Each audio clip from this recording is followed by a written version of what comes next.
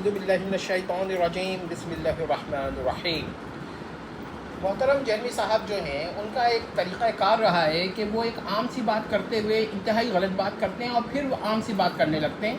یہ طریقہ کار ابتدا میں تو لوگوں کو گمراہ کرتا تھا، کیونکہ ان کو اس کا اندازہ بھی نہیں ہوتا تھا کہ ایک دم جہلمی صاحب پلٹ کرے غلط بات کہہ دیں گے سیدھی سی بات کرتے ہوئے، لہٰذا وہ اس میں کامیاب رہے۔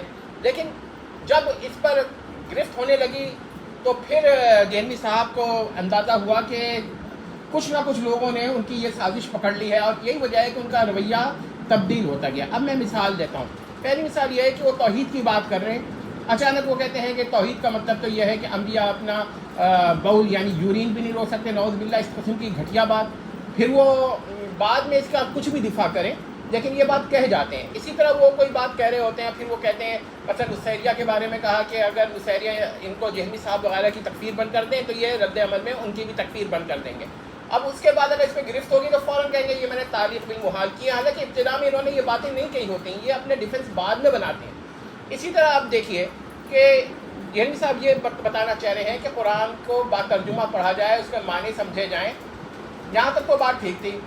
آگے وہ اچانک کہہ دیتے ہیں، جو ان کا خاص مقصد ہوتا ہے کہ قرآن معرہ کو چھاپنا ہی ملک میں پابندی لگا دی جائے۔ تو آپ نے دیکھا کہ جہلمی صاحب کس طرح کی باتیں کرتے ہیں اور اچانک اس طرح کی تبدیلی پیدا کرتے ہیں۔ اب اسی طرح جہلمی صاحب یہ کہتے ہیں کہ اللہ تعالیٰ کسی مخلوق کا محتاج نہیں ہے، وہ یہی کہنا چاہتے ہیں کہ خالق جو ہے وہ مخلوق کا محتاج نہیں ہے۔ ٹھیک ہے، یہ بات آپ نے سمجھ لی۔ اب یہاں تک بات کرتے کرتے اچانک وہ اپنا ایک کفریہ بیان دیتے ہیں کہ نبی کا امت پر کوئی احسان ہی نہیں ہے۔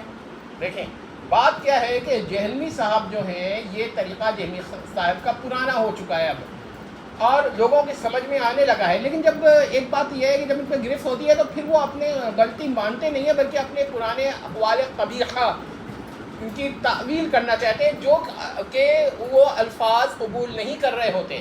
اس کا مطلب یہی ہے کہ وہ جان کر غلط بات کرتے ہیں اور جب گرفت ہوتی ہے تو اپنے کو بچانے کی کوشش کرتے ہیں۔ تو یہ ان کی جو تعویل ہے وہ تسلیم نہیں کی جائے گی۔ اب اگر آپ نے یہ باتیں ہماری سمجھ لی ہیں تو سمجھ لیں کہ جہلمی صاحب کا طریقہ کار واضح ہو چکا ہے۔ والسلام تمت۔